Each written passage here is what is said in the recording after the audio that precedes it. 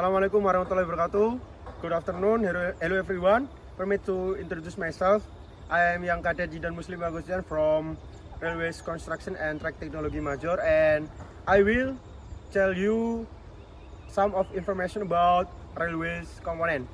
And the first, in here there are turnout or switch. Switch is component for rolling stock to turn or to move from one track to another track. Next, there are fish plate. So this is fish plate. Fish plate is a metal connecting plate used to bolt the end of two rails into a continuous track.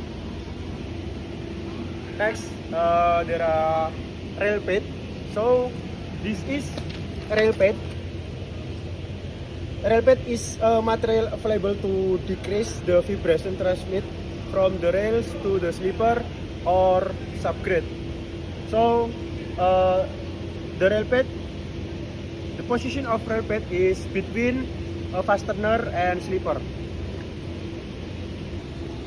And next, there are fastener. So this is fastener. The main function of fastener is to fixing the rail to the sleeper. And next, the next component, there are sleeper. This is sleeper. Sleeper is component to maintain the position of the rail and help to transmit the hook pressure by rail to the track bed. Next, there are rail. This is rail. Rail is a contraction unit made of steel and to direct the course of the train. Next, there are ballast. This is ballast.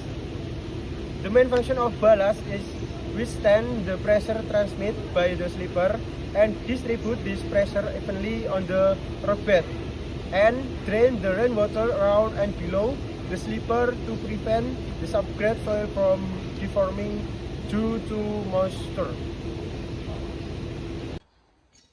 Okay, that's all from me. I hope this information can be helpful to you, and thanks for the attention.